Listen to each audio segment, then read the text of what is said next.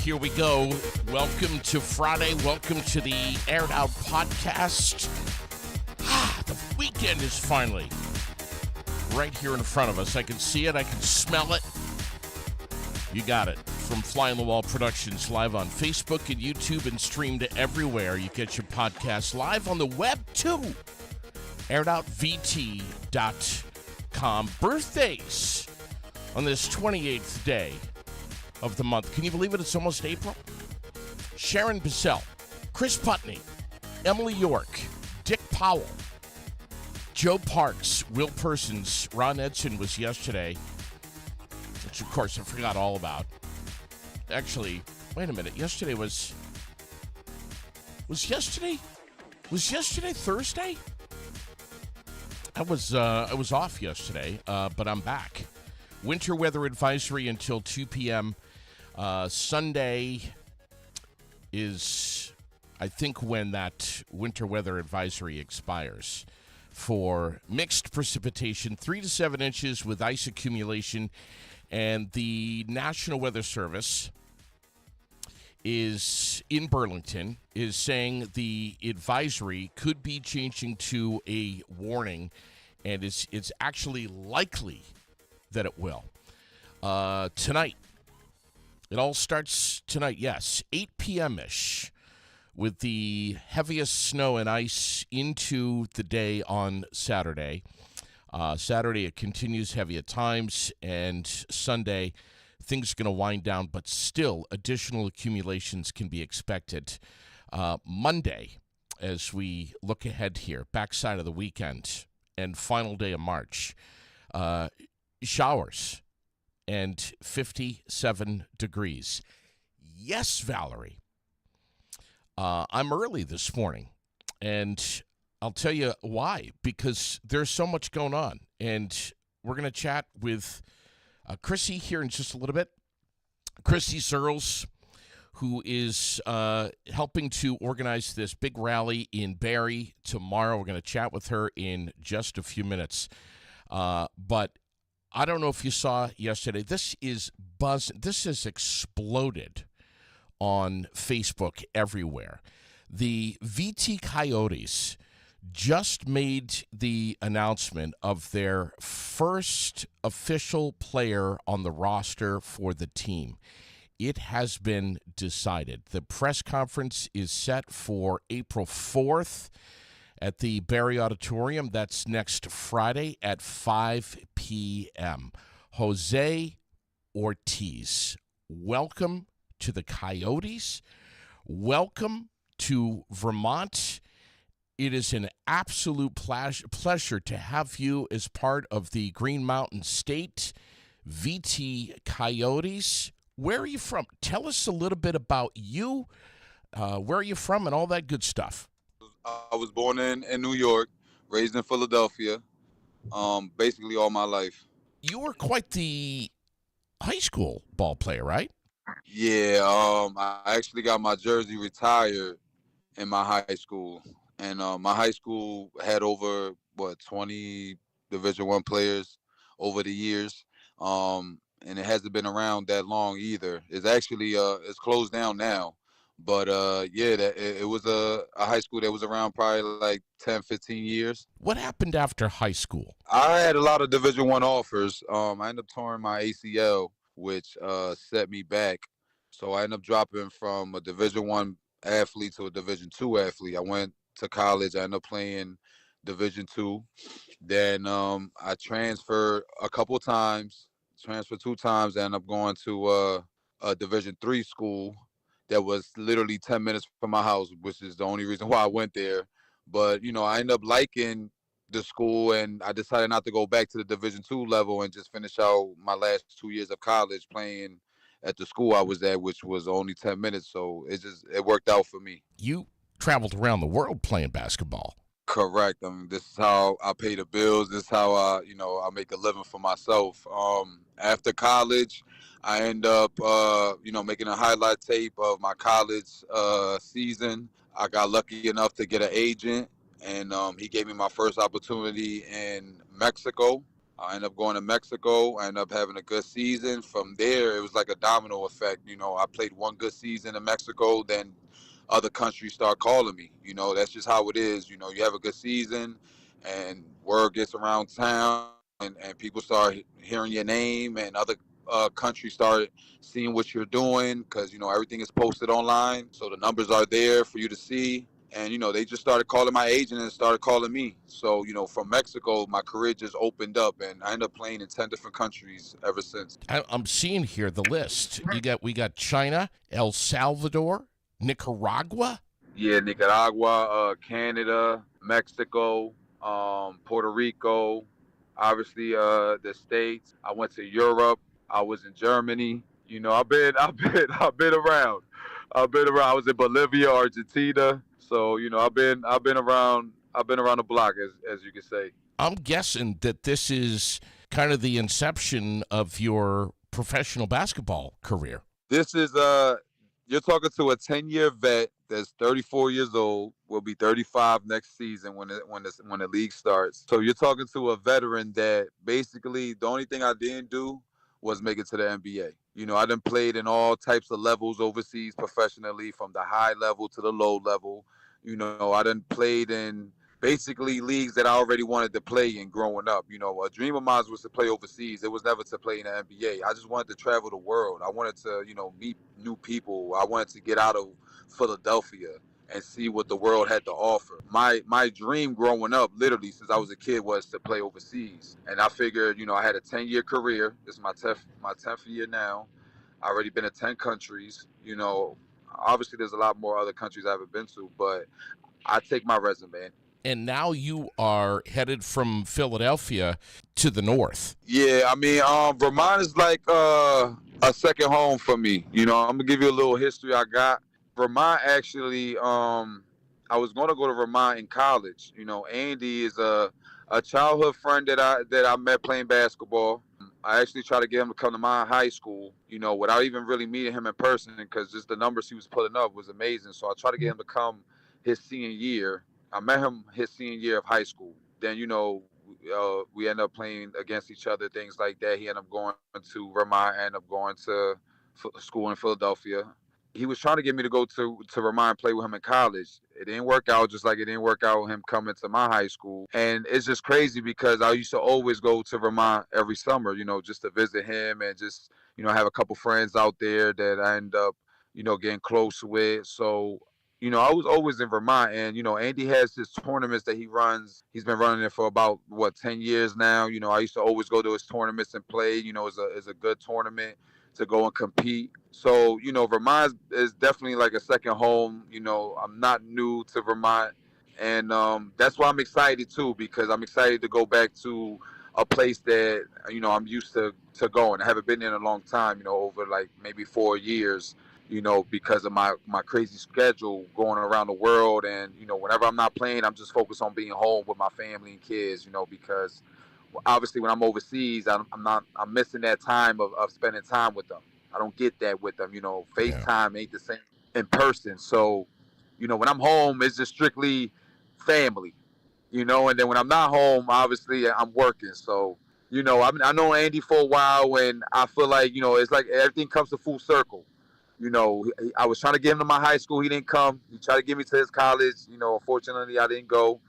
And, well, now we're here. Yeah. Man, this is a real honor for us. And how excited are we to be announcing the very first official player of the VT Coyotes? This is amazing. Oh, it's a blessing. It's a blessing. I appreciate, first and foremost, the opportunity that Anthony, Andy, and the whole team is giving me, because I know that this is not just something that you should take lightly. With this comes a big responsibility. I'm coming in here to not only have an impact, but to lead this team. For our first year, it's about winning with me. I'm a veteran. I don't have the resume I have to just come and play. Like you said, what makes me want to play in this league this will be the first time I'm in this league. This will be the first time I get to play in the States. I've been playing the last 10 years overseas, and it's hard for my family to watch me play. I mean, they watch me on TV and things like that, but it's not the same being in person. So this gives me an opportunity for my family to come watch me play, for me to start a different chapter in my career. You know, I got another 4 or 5 more years easily, but unfortunately, I don't want to play 4 or 5 more years. I think that I got a couple more years in me, and I just wanted to take a break from the overseas life and experience something different and something new. The ABA is a great league, has a great history behind it. You know, I have a lot of friends that play in the ABA. I never got to play in the ABA, obviously, because I play overseas. But you know, I'm excited. I'm excited for this opportunity. I'm excited to lead this team, and it's whatever I could do. It don't necessarily got to do with scoring, even though that's the best part of my game. But I'm the type of player that's going to do whatever is necessary to win. You know, maybe one game I only got to score 10 points, but then maybe I have to stop the best player on the other team, or rebound the ball, or, you know, be a playmaker. Whatever the game dictates for us to win, that's what I'm going to do.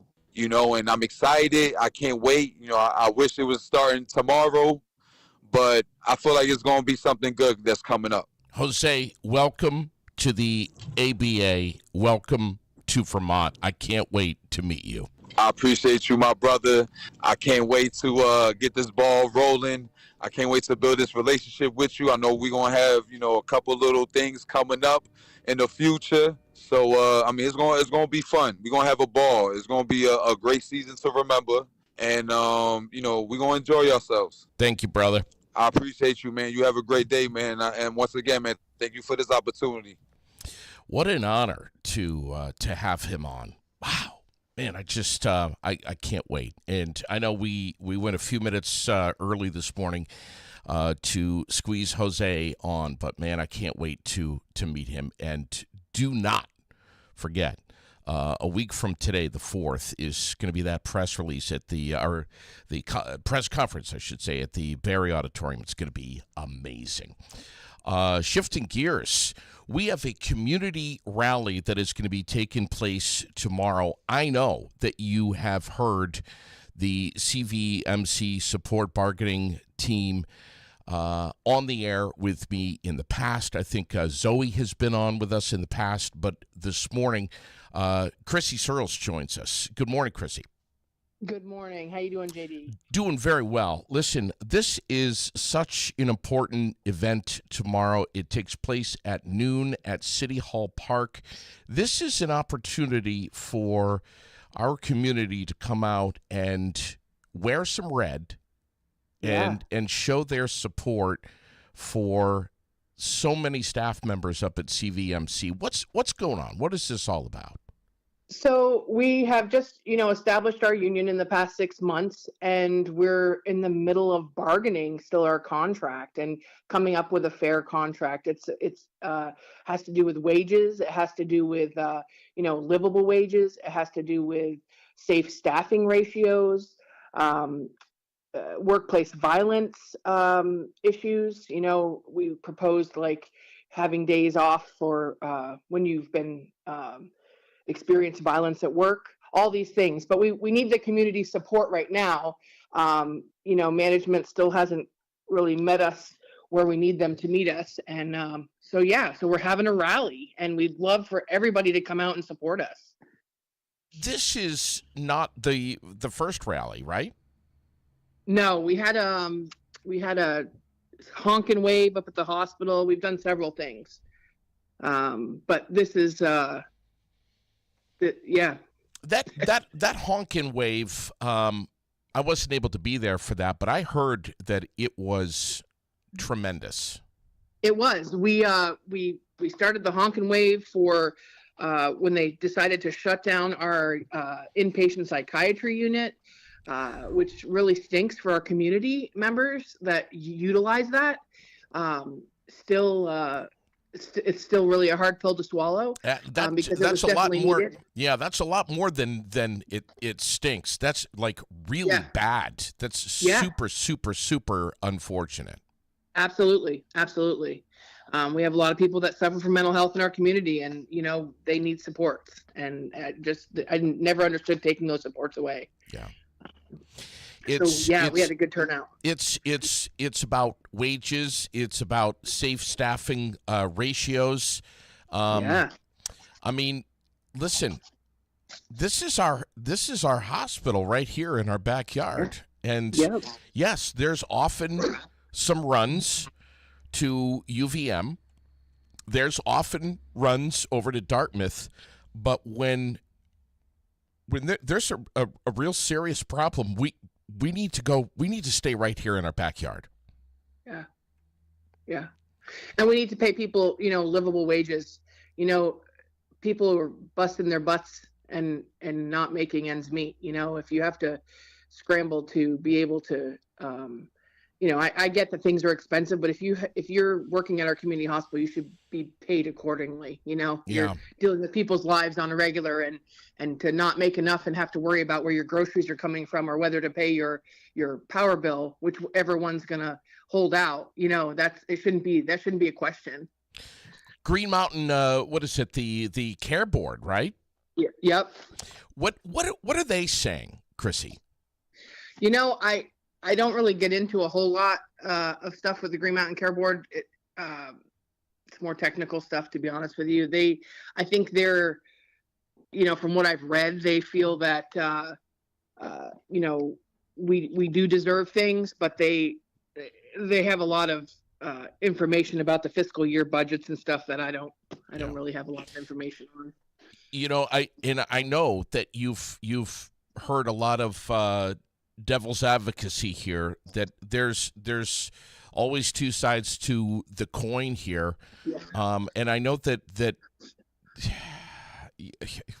listen, I know that we're kind of hitting a bee's nest here, but we've heard that the medical field, that the hospitals have become a monopoly. Yeah.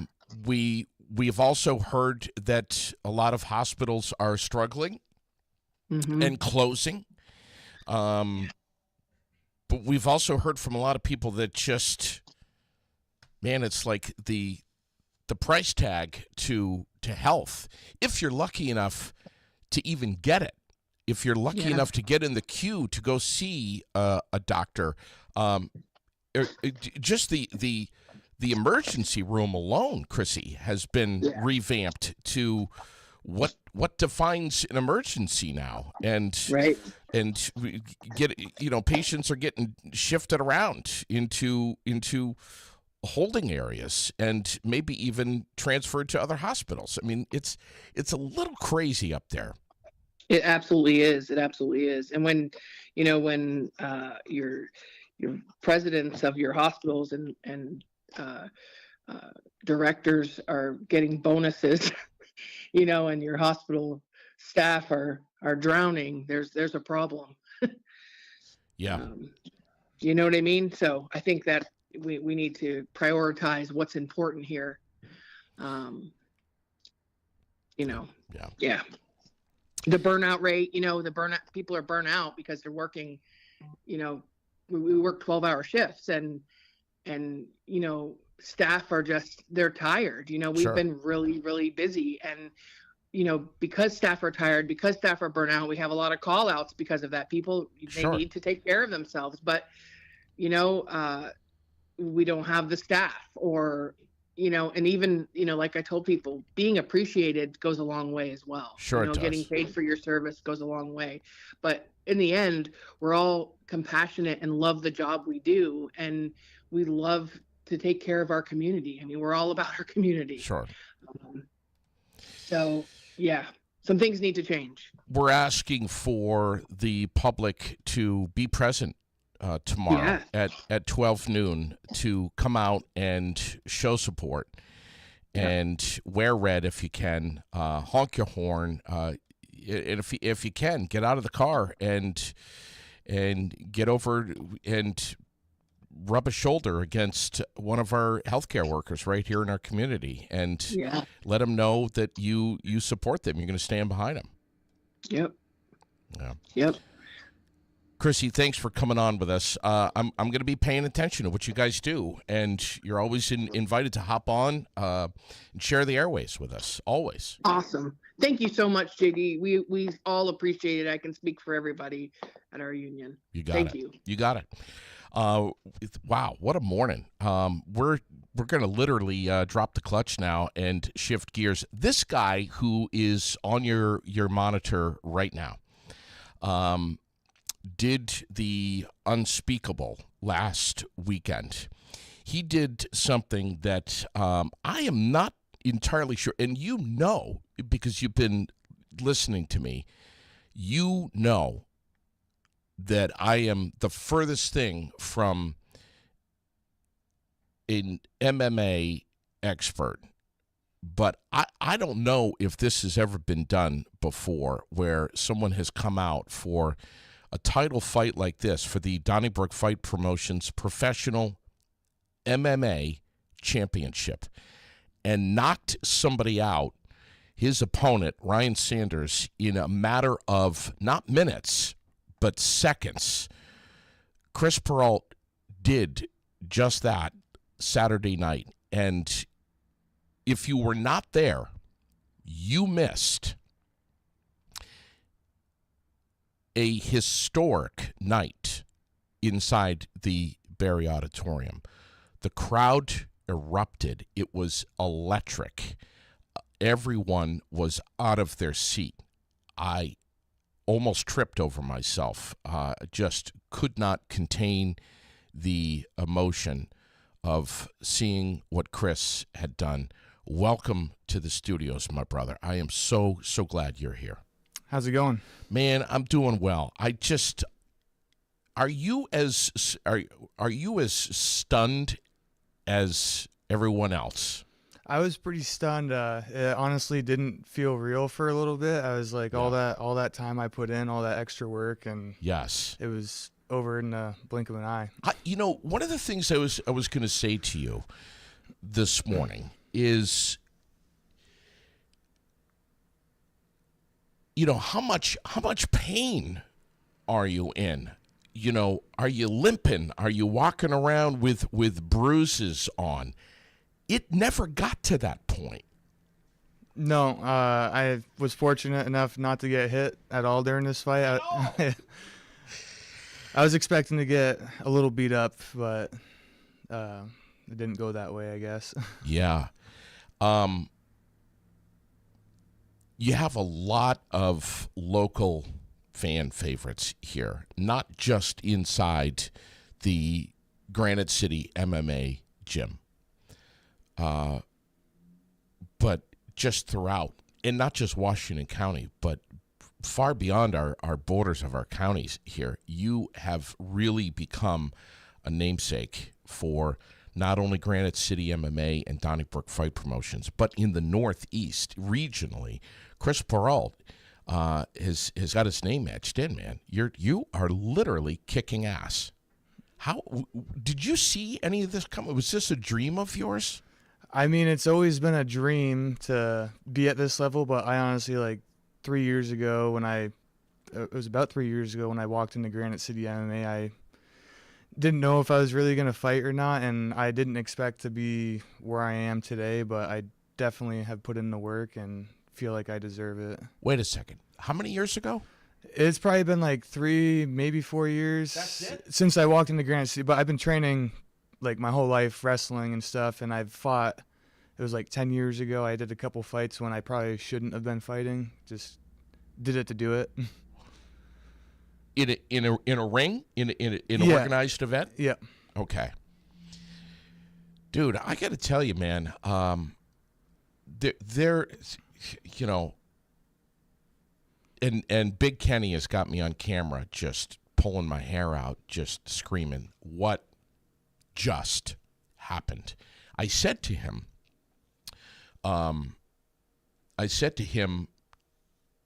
during that other fight, who was it? The Souza? Yes. I told him, I said, Kenny, pay attention here, because some of these fights will really surprise you. and not necessarily go the way you think that they're going to go. So head up, eyes open, pay attention here. Watch what's going to happen.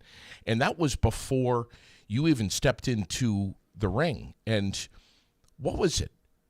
I heard 14 seconds, but I mean, I've gone back and watched it, and it's more like I'm getting like 6-7 seconds. What was it? Yeah, well, they said it was 14 seconds, but it probably could have got stopped a little sooner. But he did start to block a little bit, and then the last couple finished it off. But yeah, 10 to 14 seconds, I guess. Yeah. Tell us. I mean, obviously, you were pretty amped up. You had worked very hard for this. What were you told about your opponent, Ryan Sanders, ahead of this fight? Yeah, well, I knew he was the number 1 ranked fighter in New England. He second in the Northeast, had like 34 pro fights, and that was my 4th pro fight. And so I knew I thought it was gonna be a war, and like I knew there was a chance of like at that level it's whoever makes the first mistake. And so I knew there was always a chance that I might not walk out of there with a victory, but I definitely was going for it. And you got in there. You guys exchanged a couple of blows, not many, if really any. Yeah. From him. What happened? There was you clocked one on him and you got him. Yeah, well, I think he was underestimating my stand-up because everyone thinks I'm a wrestler, and there's not much video of me striking with people. But since I started going to Granite City, I've been doing some privates with our coach, Lucas John, and we've been just trying to work on the striking and get it nice and crisp and quick. And he had his hands down a little bit. And, that's right. Yeah, and his chin was up a little bit, and he was kind of, I don't know, walking around a little cocky in there and wasn't ready for it. You have what's impressive for me as someone on the outside looking in and not necessarily understanding everything that's happening, but understanding the basics in a sense where your brain has milliseconds to make a decision and to capitalize on it as quickly as possible. If you miss that window of opportunity, it's over. You've missed it, and you may not get it back. But like you said, he let his hands down for a second, and you got in there and you popped him one, bro. Yeah. And it took him off of his feet, and he went down, and then you had to finish the deal at that point. Yeah, go till the ref stops you. Yes. Now, so what are you hearing in there? What did they yell at you? Stop? I don't know. Like, honestly, I'm so in the moment when I'm in there, and but I watched it back, and I got, like, the ref kind of jumped in between, and I just hopped right off and just knew it was over. So yeah, the crowd went absolutely insane, and you were pacing around the inside of that cage, just absolutely stoked, and you knew. Did you get a chance to speak with Ryan afterwards? I was hanging out for a while after, and like at the very end of the night, there wasn't many people there, and he actually had come up, and he was with his coaches, and he came and congratulated me, and he was a little down, but he was actually pretty respectful. And even when he first showed up, he shook my hand and introduced himself. But before the fight? Yeah, way before the fight, yeah. So he was actually pretty respectful, but he was also, his fans were a little more cocky than him, but he was a little too confident that he was going to walk through the fight, also saying he was 100% going to win the fight. And saw that on media night, Friday night. Yeah. That he said this. There was a very high level of confidence. You and Lucas and Rex are also, you're a very humble guy, but there is a level of confidence that comes out of your proven performances. And we hear it from Lucas, we hear it from Rex.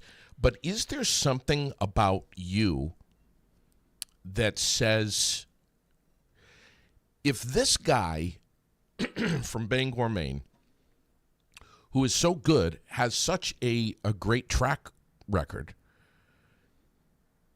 that he can be so confident, but yet have a stunner come his way in around 10 seconds or so, that's something that could possibly, potentially also happen to me, Chris Perreault?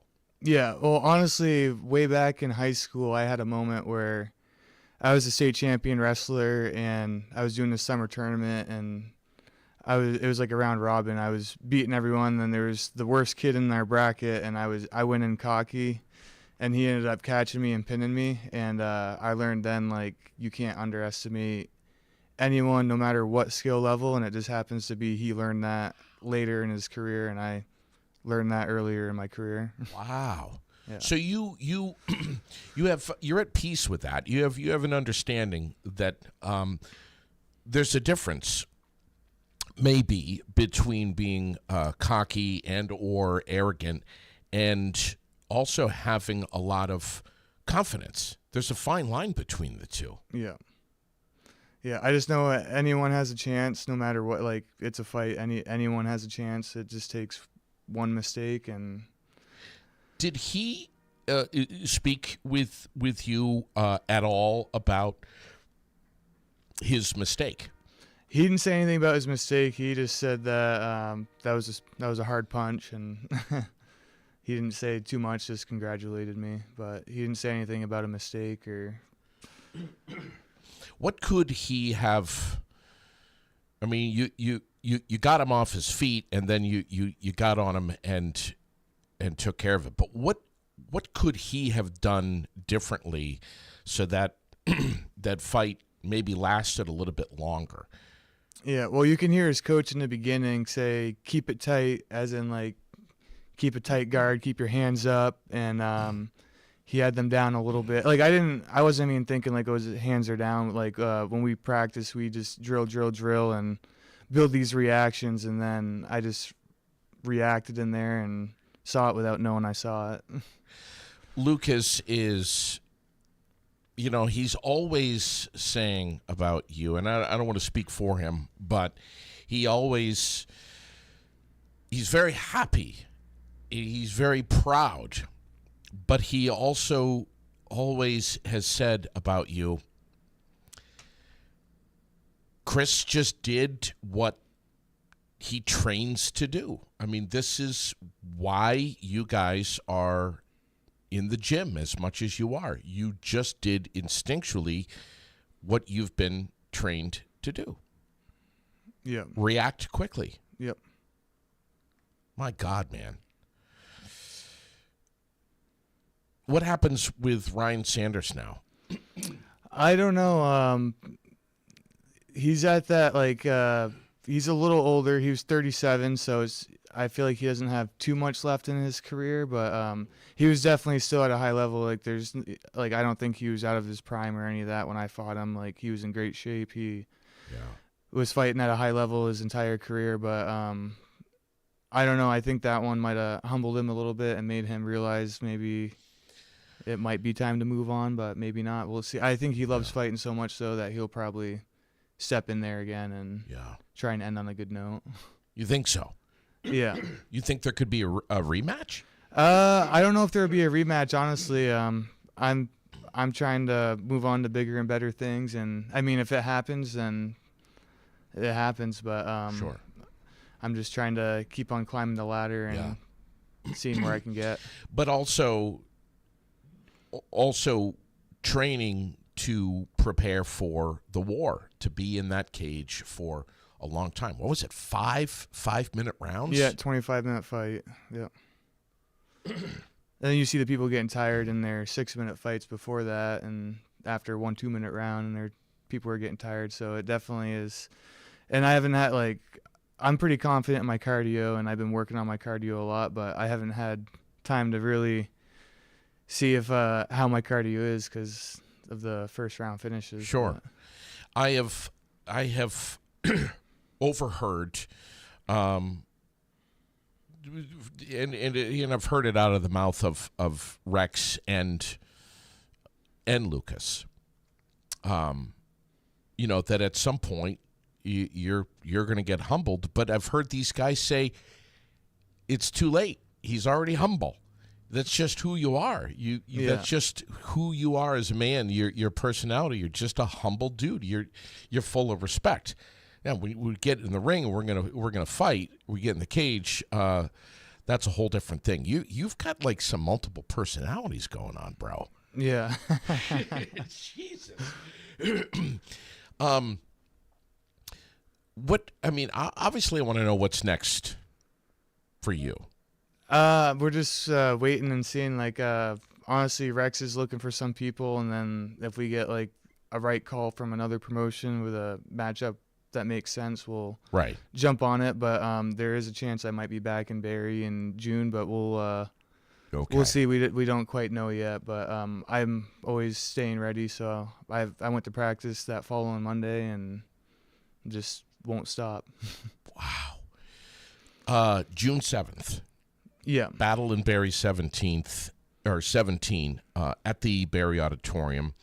DonnybrookFightPromotions.com if you want to grab tickets. I don't know even when the tickets are going on sale. They might even be already on sale. I don't know. But that is whether or not you get in the cage or not, you'll be there. Yeah, I'll be there either way. And Granite City MMA will be there. Any other kudos to any other Granite City MMA fighters that you want to throw some love at them? I mean, just our coach Lucas John, obviously, and then Rex. He's in there training hard too, doing free classes, helping the community out. Loves the kids. Yeah, and then everyone that trains there. Everyone I train with, everyone hobbyists, kids. Like they're all in there with me, training with me, getting better with me, and they all put in the rounds with me. So it's quite the community we have up there. Big Ed, yeah. You guys have traded a few blows. Yeah, no, we always go to war and gotten each other a lot better, and but it's a mutual respect. And how about Sophia Haynes?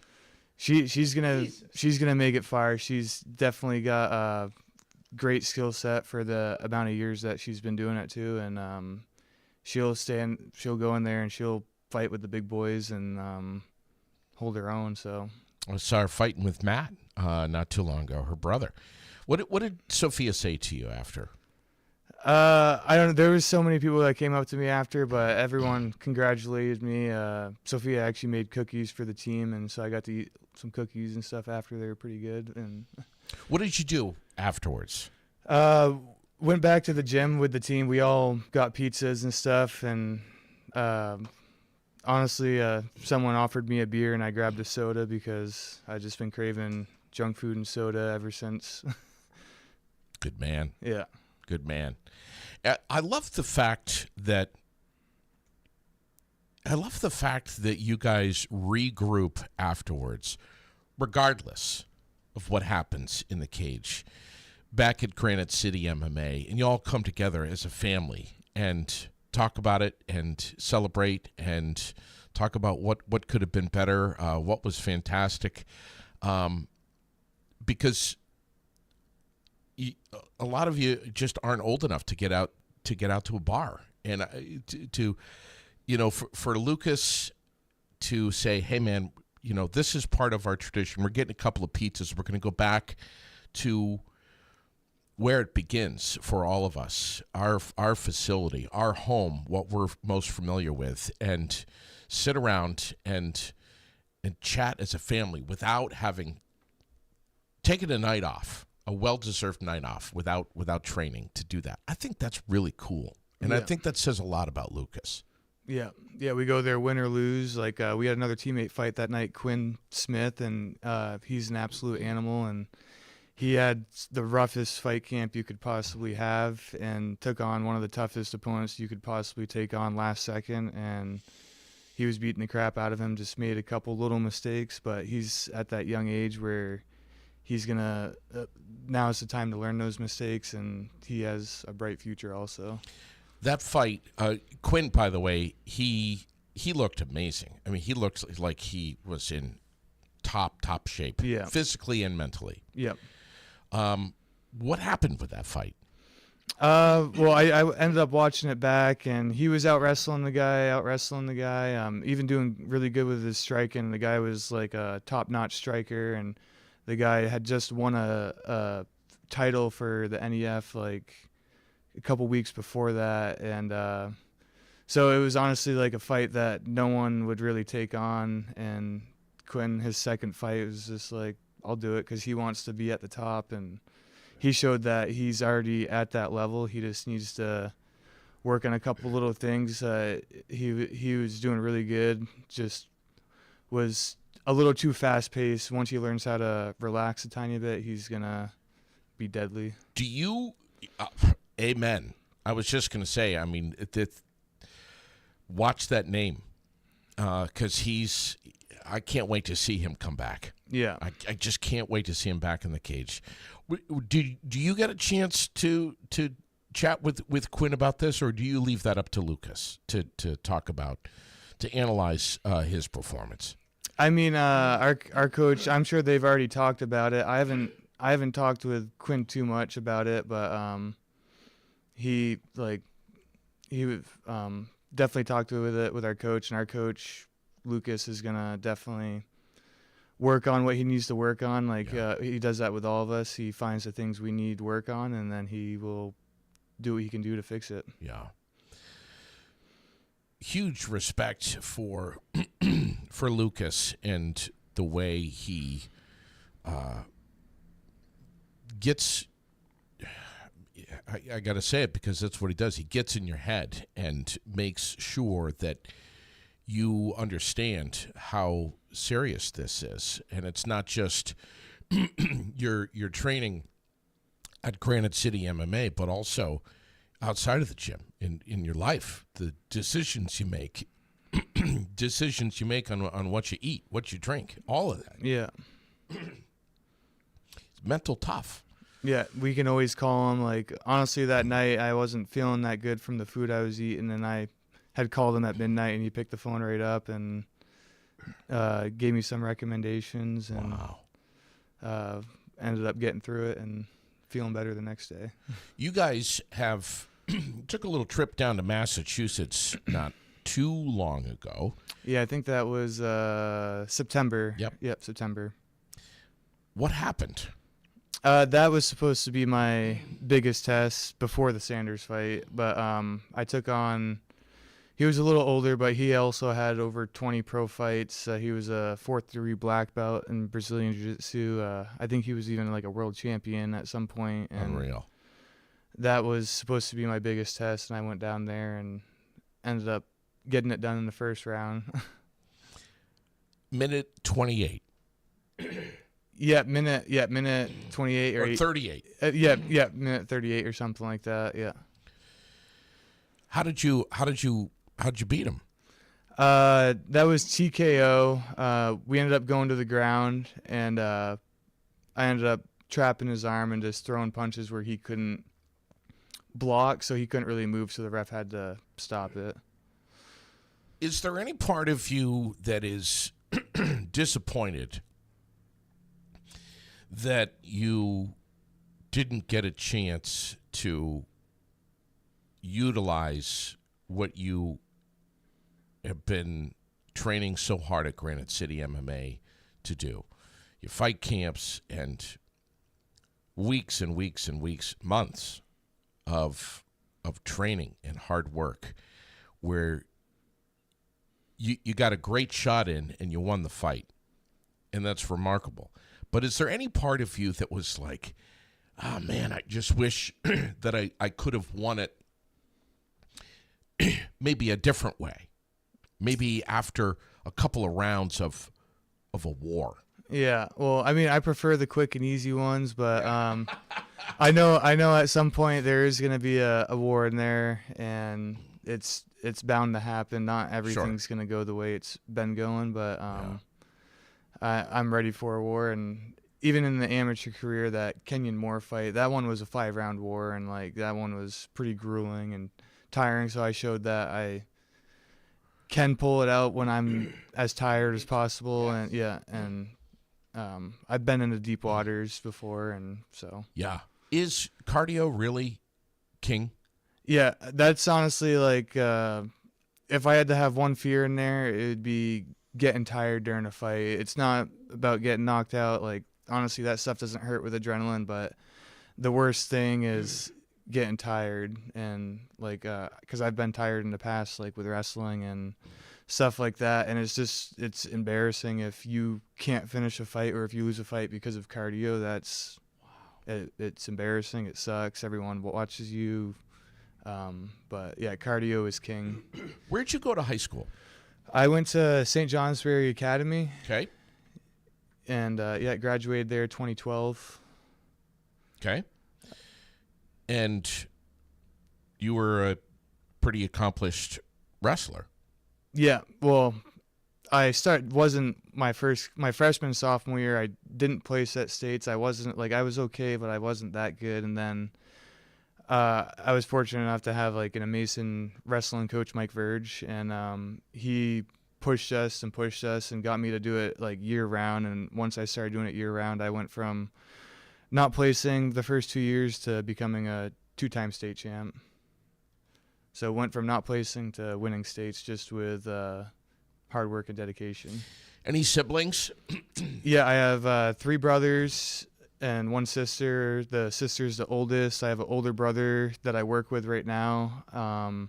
Then I have 2 younger brothers. One of them lives in Barrie, moved out here, and he trains. He fought before, does Brazilian Jiu-Jitsu, trains a lot with me. And then another younger brother also that I work with. Okay. All right around the same age, though. Yeah, we're all within a couple years of each other. Like it's like 2 years, 2 years, 2 years, pretty much apart. So mom has 4 boys. Yeah.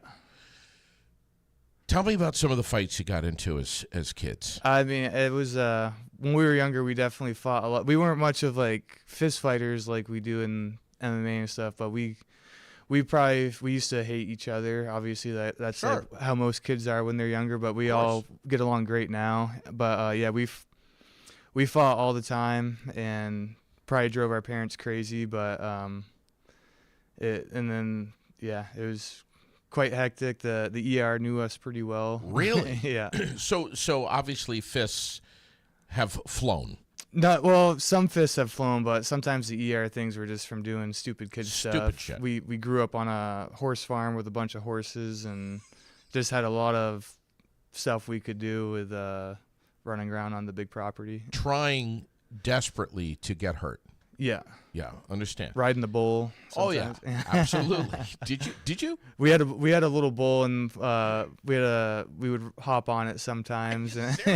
Yeah. So, but fists have flown with at least one of the brothers? Yeah, I mean a few times, and then me and my older brother used to actually, Johnny had told this story before, but I would take one of the younger brothers, my older brother would take the other one, we would train that person, and then we would put our dad's old hockey equipment on them and then make them fight each other with all the hockey gear on. And then it was me and my older brother wanted to see like who the better coach was in a way. Wow. Where was this done? Was it in the yard, in the garage?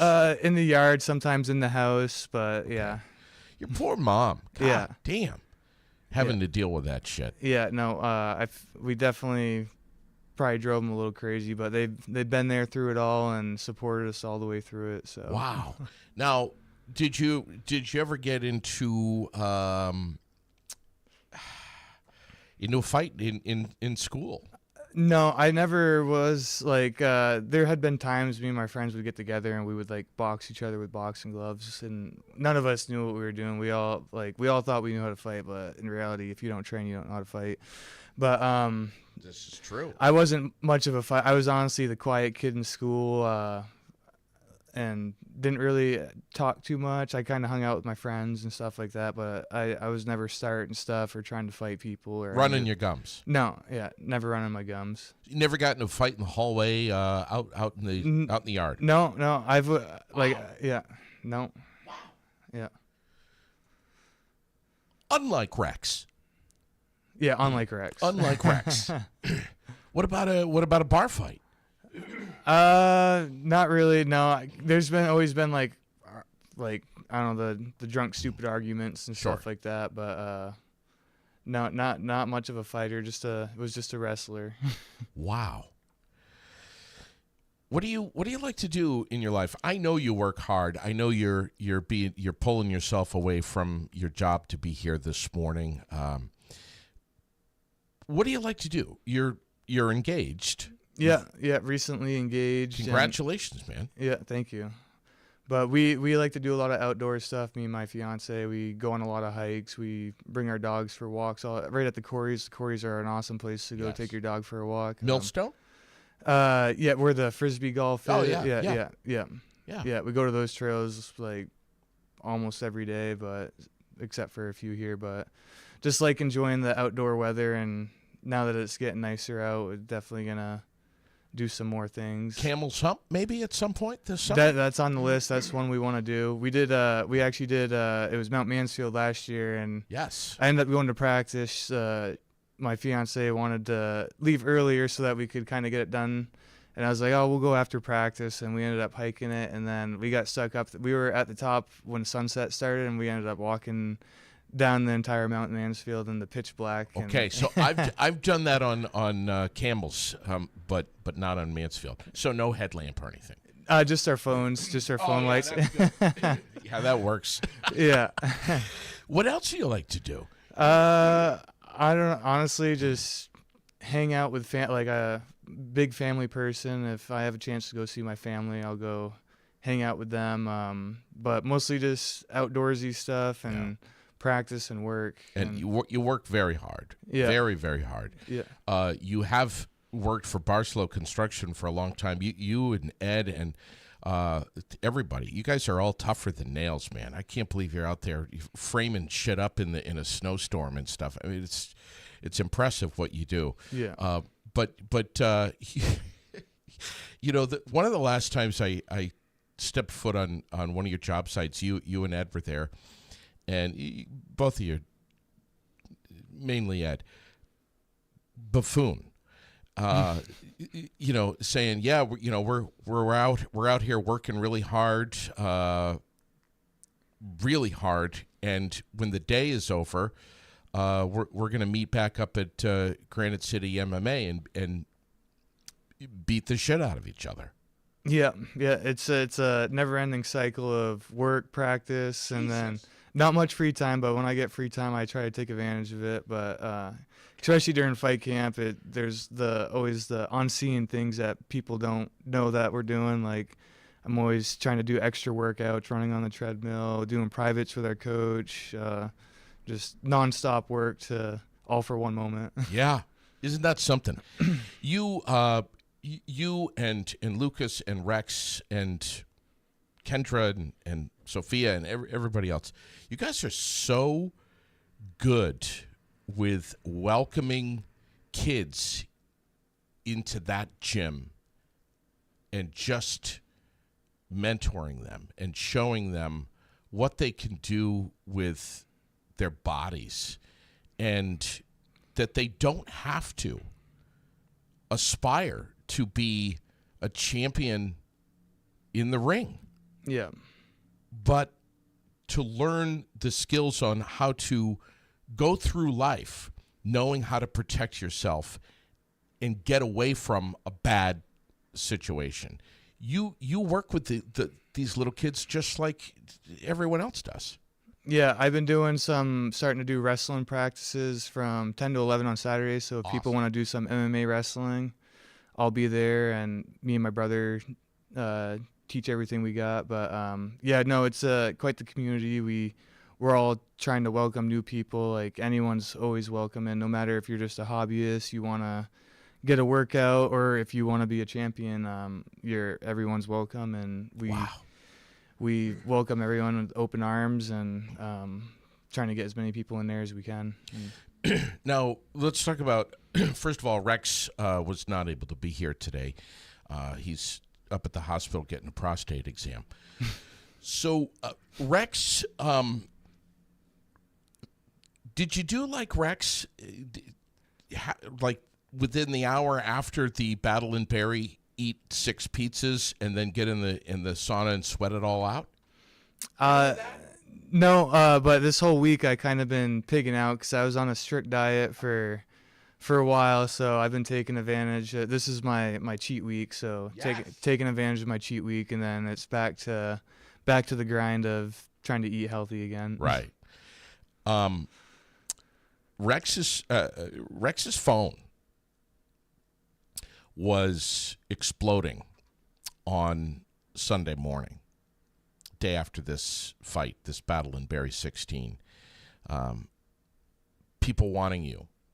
And Rex and Donnybrook Fight Promotions has learned an awful lot the hard way about loyalty and protecting what they've got in that Granite City MMA gym. And Rex has a great memory. And, man, it's like if you want Chris Perreault, you have to have proven yourself as another promotions event and fight company as someone who has, above all things, integrity and to stand behind your word. And if you earn that respect with Donnybrook Fight Promotions, he'll consider having further discussions with you about any matchups with any of their fighters, especially you. And yeah. I think that's really notable about Rex. He's got your freaking back, dude. Yeah, no, he wants the best for us, and he wants to make sure he wants to try and make the right decision for us, and do what he can do to help better our careers and stuff like that. Not saying we're trying to take easy fights or anything. We obviously take the hard fights, and exactly. But he's not whoring you out, though, dude. Yeah, no, he treats us well, and if he didn't treat me well, then I wouldn't be fighting for him. So you had a fight. I can't remember which Battle in Barrie it was. It had to be right around maybe 12 or 13. I can't believe there's been that many. By the way, 4 per year up at the Barrie Auditorium. Donnybrook Fight Promotions. Keep watch of not only their social but also their web to get your tickets. But there was a couple of fights ago where, and I remember it, Lily was there. You had blue shorts on. You kicked a guy. You won the fight. You kicked him, and it looked like your bottom part of your leg had folded in half like a freaking pretzel. What happened? So yeah, that was my actual first fight since I started training with Granite City MMA, and my striking quite wasn't we were definitely working on it, but at that point it wasn't that great, and it's improving every day. But I threw a kick and hit him right. It was the one kick I threw, and it hit him right in the shin bone, and it just, my foot blew. I felt it start to swell instantly, and then that happened. I think it was near the end of the second round, so I had to fight the rest of the fight with a messed up foot, and good thing I was good at wrestling, so I just took him down and kind of hung out there until the fight was over, and then I was pretty sure I broke it because it swelled like a balloon. Yeah. And was convinced it was broken, but went and got an X-ray, and they're like, it's not broken. I was like, all right, I guess it's unbelievable, dude. Yeah. It looked so bad. Yeah, no, it was the worst thing I've ever done with my foot. And don't get me wrong, it wasn't broken, but that thing hurt, and I could barely walk, and it was all black and blue the next day. Yeah. And yeah. looked like elephantitis or something. But It did. It looked horrible. And, here's me, dumbass, and I was standing next to Rex when that happened. I was like, oh, my God, he's compound fracture. This guy's career is over. Chris Perreault's done forever. And Rex looks at me. He's like, will you just shut the fuck up? You don't know what you're talking about. He's absolutely fine. He'll be back in the ring in no time. There you have it. Yeah. God. So, obviously, we don't want to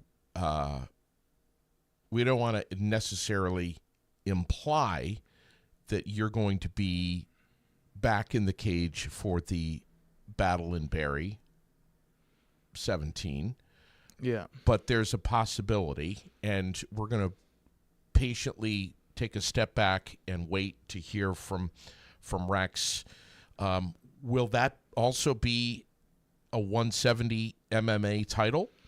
Yeah, it'll probably be 170. I mean, I am open to 185 also. We tried to get a hold of someone at 185 that's 7-0, and Wow. they wanted to wait for bigger and better things, so they weren't interested. But no, I'm open. It'll probably be 170, but I'm at a weight where I can go 70 or 85 and go at it. So you're right back. You got right back in the gym on Monday, and your mindset is to keep working hard, keep training hard, and be ready for that next event, whatever it may be. Yeah, just be ready for any phone call, like because when you take out the number one person, then that's when everyone starts calling, and if the right person calls the right promotion, and it's something I can't pass up, I want to be ready to go that next week if I have to.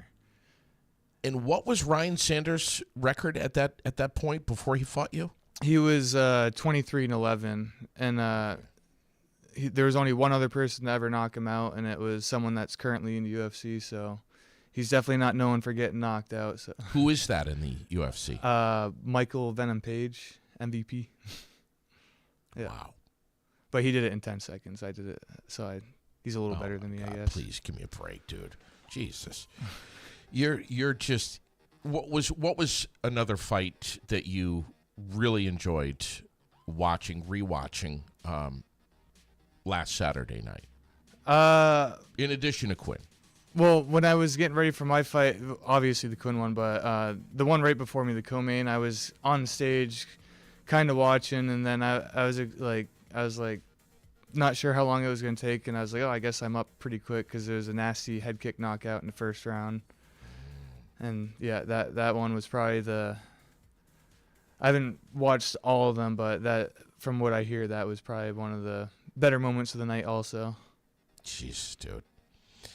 Listen, we had Jose Ortiz, the first chosen basketball player for the VT Coyotes. Lead off aired out this morning with the big announcement that he was chosen yesterday as man number one on the roster. Great to have him by phone this morning, but the Coyotes hopefully are going to be there for the fight on June 7th, Battle in Barrie 17th. We'll get them introduced because the auditorium is going to be their new home, which is exciting, really exciting for this coming fall. Hopefully you get a chance to meet some of the team players. But, man, Vermont is so impressed with you on so many different levels. Not just your skill in the cage, but also just who you are as a guy. You're humble, you're respectful, you're polite. I never hear you talking smack, other than to Rex, and Ed. But, man, you're just a top-notch dude, and Vermont is so proud to have you represent not only our city but our surrounding communities. You are really an outstanding individual, Chris, and I am honored to know you and proud to call you a friend. I appreciate it. Thanks for coming in here today. Thank you. A lot. We appreciate it, dude. You're just I just can't wait to see you next. That's all I'm saying. And Lily looks up to you. So many people do. Yeah. And anyone's welcome to come train with me. So please come and do that. Don't pass it up. And if you're curious, come to Granite City MMA any night at what, 5-ish? Yeah, 5. There's if you're younger, come check out the beginner classes. If you're older, you can come check out whatever class you want, but you can try out any class for free. So you just come in, sign a waiver, and you're good to go for the first class. And bring your kids and let them. You stay there and watch and just bring them and just let them observe what's going on and let them be introduced to this world that you guys are in.